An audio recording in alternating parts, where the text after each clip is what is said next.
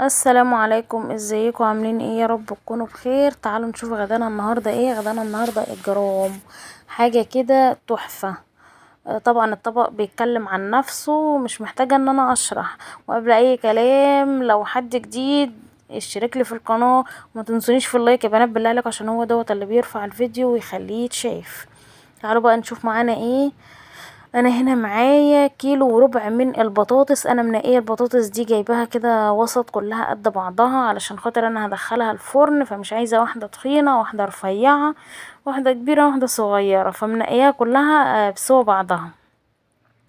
وغسلتها زي ما انتوا شايفين كده، وقشرتها وبقورها. دي كانت ايد رماس بنتي، ما بتسكتش هي. وطبعا بعد ما قورتها زي ما انتوا شايفين، انا اخدت التقوير بتاعها دوت. انا ما برميش التقوير بتاعها ده يا بنات، ما برميش التقوير بتاعها دوت.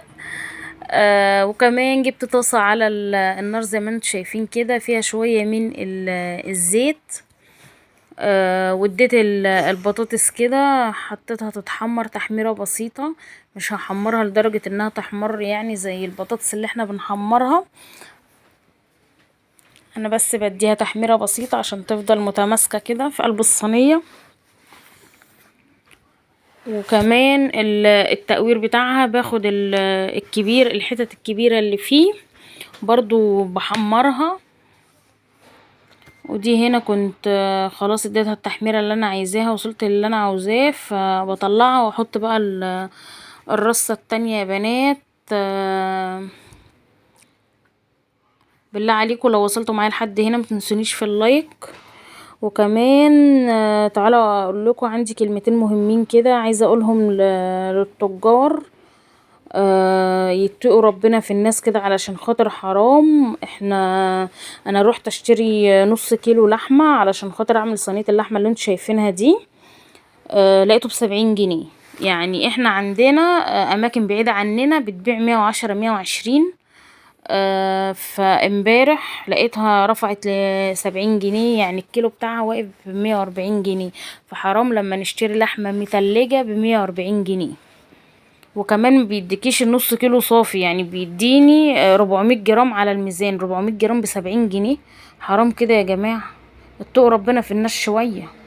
الناس ما بقتش عارفة تمشي. نرجع بقى للصينية بتاعتنا اللي احنا بنعملها. انا هنا الزيت طبعا كان مكان البطاطس حطيت عليه معلقة سمنة، ونزلت ببصلتين كبار. لو عندك كبة تفرميهم، ما عندكيش بقى اي قطعهم صغير كده على ايدك. وكمان انا نزلت بالبصلتين في السمنة على زيت زي ما انتم ما شايفين كده. يا دوب دبلت نزلت باللحمة المفرومة اللي هم 400 جرام اللي ب70 جنيه. وكان عندي نص قرن كده فلفل اصفر الوان، ونص احمر. قطعتهم صغير زي ما انتم ما شايفين كده يا بنات، ونزلت بيهم على اللحمه. انا مش عايزاكم تتضايقوا، علشان خاطر انا اتكلمت في قصه اللحمه دي. اصل حرام لما نشتريها ب140 جنيه. طبعا انا حطيت واحدة ماجي زي ما انتم شايفين كده. والبهارات بتاعتي هتبقى عبارة عن ملح وفلفل اسود وكمون وكزبرة. وطبعا ده مج العادي بتاع الشاي. طماطم طبعا متصفية، مفرومة ومتصفية زي ما انتم شايفين بقى. انا حطيتها على النار كده وهسيبها ايه تستوي. انا عارفه يا بنات، انا قناه طبخ، ماليش ان انا اتكلم في الحاجات دي، في قصه الاسعار دي. بس في حاجات كده بتبقى خارجه عن الاراده، يعني تضايق اي حد. لما تروحي عامله حسابك، في ناس بتجيب ربع لحمه، في ناس بتجيب نص لحمه. فكل واحد وعلى قده. يعني لما تروحي تتفاجئي ان اللحمه مثلا من 120 جنيه ولا 110، توصل ل140 جنيه. طبعا انا جبت شويه زيت كده في حله صغيره زي ما انتم شايفين كده. ويا دوب الزيت قدح، نزلت بالطماطم. انا يا بنات بعمل الصلصه بتاعه البطاطس، لا بحط فيها توم ولا بصل. انا بعملها زي ما انتم شايفين كده. وبديها واحده ماجي برضو، وبديها نفس التوابل اللي انا حطيتها في اللحمه. وبسيبها تأثر بس على النار زي ما انتم ما شايفين كده. نقول تاني انا عملت ايه. جبت الحله اللي انتوا شايفينها دي على النار، حطيت فيها شويه زيت قدحه. كنت انا عصره الطماطم ديت ومصفياها، نزلت بيها من غير اي حاجه، لا توم ولا بصل، لحد ما تأثر على البوتاجاز يا بنات. وبعد كده بقى هتشوفوا انا هعمل بيها ايه. طبعا انا في المرحله دي حطيت التوابل كده وخلاص، بقى هسيبها على النار، وهروح احشي البطاطس. اللايك يا بنات بالله عليكم لو وصلتوا معايا لحد هنا، وما تنسونيش بقى في دعوة حلوة كده وكومنت محفز، عشان الواحد نفسيته متدمرة حرفيا. وهنا كنت بوريكم وحدة ماجي، بقول لكم انا حطيت وحدة ماجي. اللي عنده شوربة وعايز يستخدمها يستنى على ما الطماطم خلاص تأثر، وبعد كده يزودها الشوربة عادي. ما عندكيش بقى زي نوبة حالاتي كده، وحدة ماجي بتقضي الغرض. في المرحلة دي انا سبتها طبعا على النار على ما تأثر، وطبعا كانت اللحمة استوت معايا.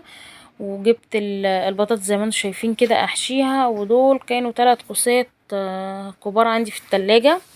فقلت ايه بدل ما يبوظوا خسارة، استغلتهم كده في وسط البطاطس. والله العظيم يا بنات الصينيه دي كان طعمها حلو قوي قوي، تحفه بجد. وكمان يعني كنت بعملها مع رز حبايه وحبايه، المره دي عاملاها مع رز بشعريه. طعمها تحفه جدا جدا جدا. اتمنى كلكم تجربوا الوصفه دي.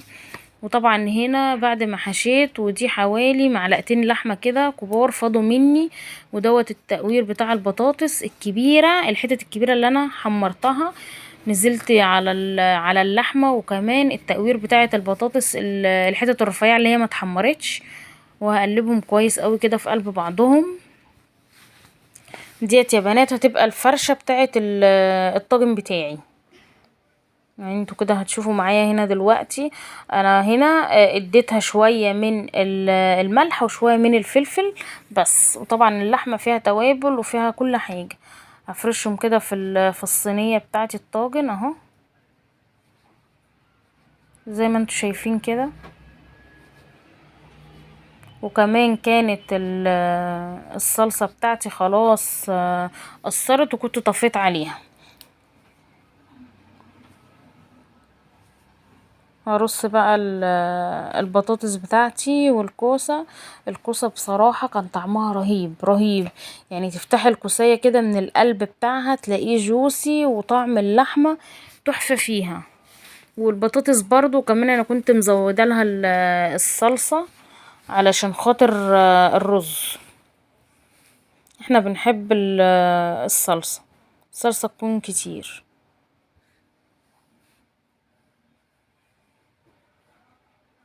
اللايك بقى يا بنات بالله عليكم.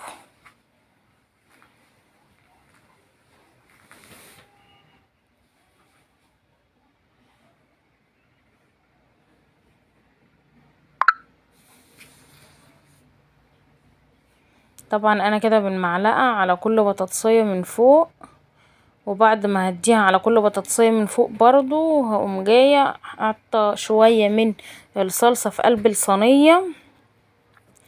وايه وهحرك كده الصينية، بس ايه اللي هو اللي تحت ينزله صلصة.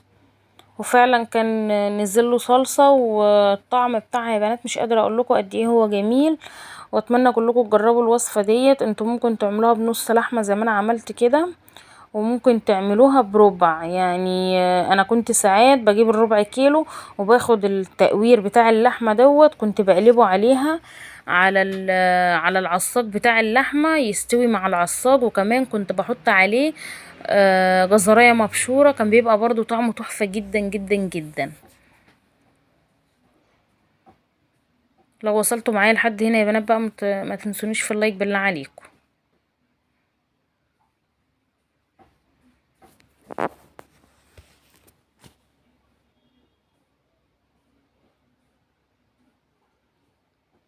طبعا انا مش مغطيتش الصينيه، انا سبتها كده على طول في الفرن. انتي بقى لو عايزه تغطي الصينيه ممكن تحطي لها ورقه زبده، وعلى ورقه الزبده ورقه فويل.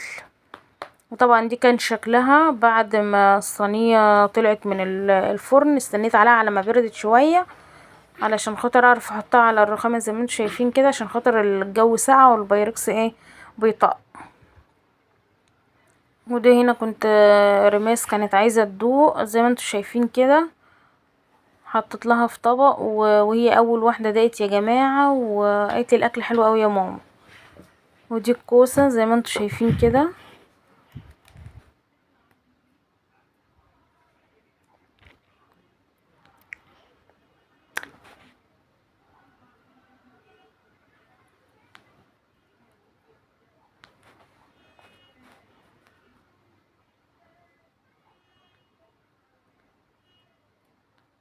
الطعم بتاع، بصوا يا بنات الكوسة جوسي ازاي من القلب بتاعها، واللحمة شربانة من